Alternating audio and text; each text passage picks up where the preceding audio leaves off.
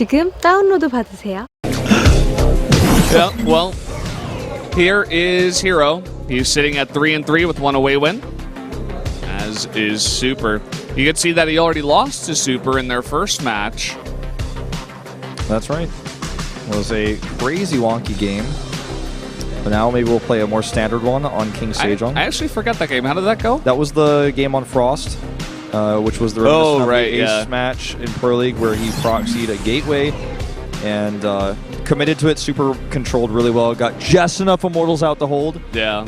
So that was like one of the best games of the night, I feel, or day, because it happened in the afternoon. But yeah, it was really fun to watch because Super definitely made all the right choices, and even still, herO nearly defeated him.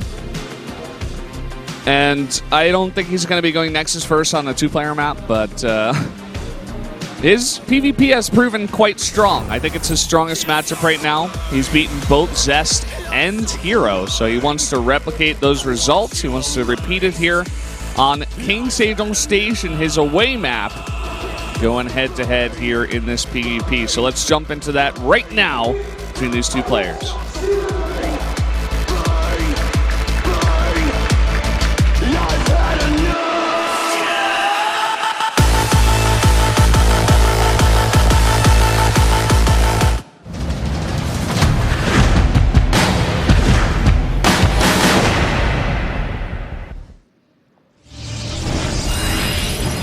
Here we are on KSS, and up in the top left in the red, one of our Protoss players is herO from CJ Antis. And down to the bottom right, his opponent, Super, in blue. It's time for the rematch. He defeated herO last time, holding off herO's aggressive Stalker attack. And talking about Nexus first in PvP, there were only two players ever before Legacy of the Void to really attempt this, and a few times Oz, who's one of them, found success in the matchup, usually on bigger maps. The other one was Puzzle, who was on Slayers for a long time. What happened to Puzzle, man? He actually tried to switch to League of Legends along with Coca, and then he never and Noblesse, right? Yeah, well, Noblesse very briefly. And he never found success, and even in like playing on the ladder, like he never got highly ranked, and after that he just disappeared. I think he went to the military, and no one's really heard of him since because he totally retired.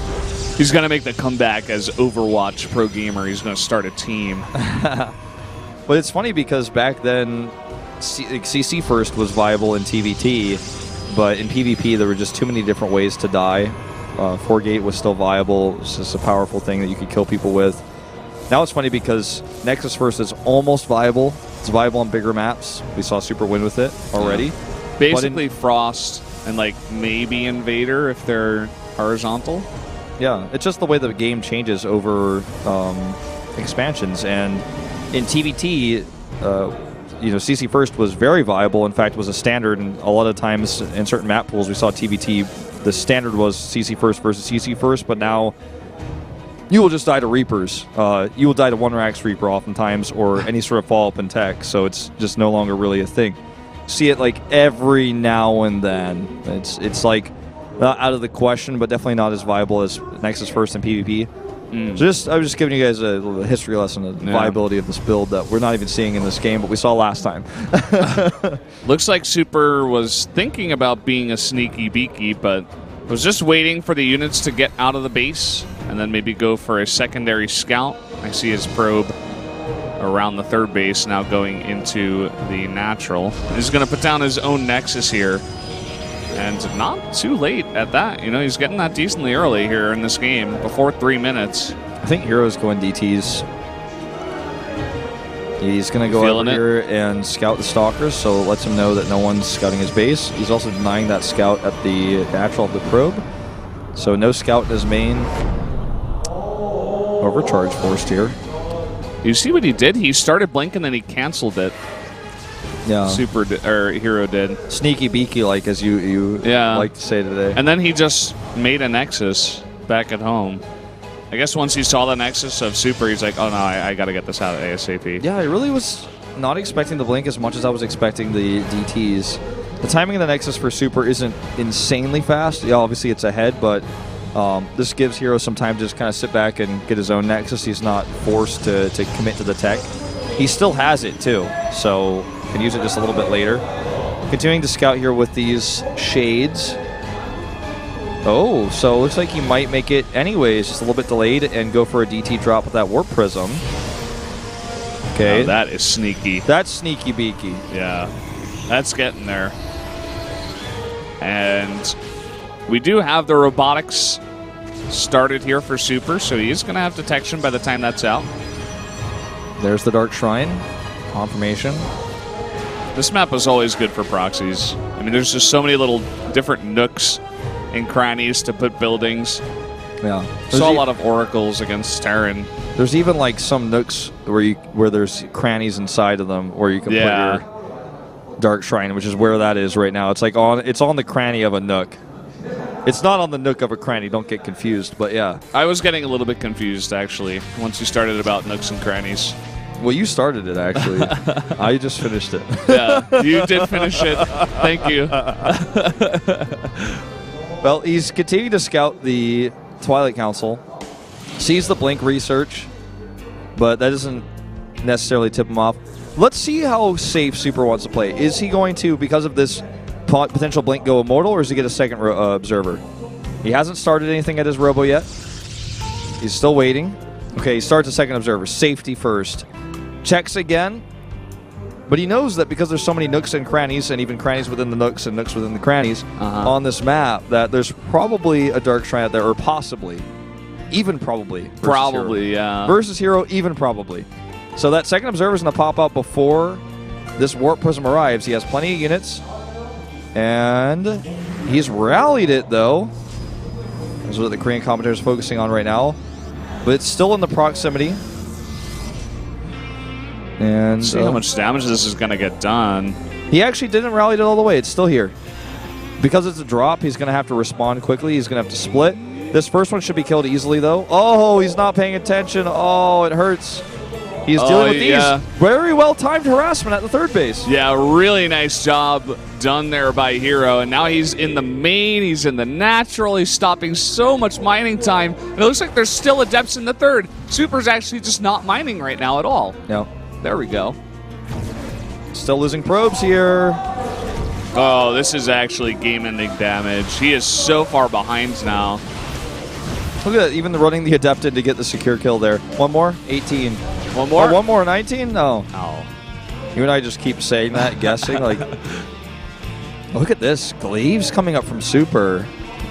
It's like he wants to try to hit a more cost-efficient timing attack because he knows his economy is never going to be what herO's is, so he just wants to hit this one timing where he has enough Adepts that are cheaper to make than Stalkers and Immortals, and like just break him at that exact moment with attack speed.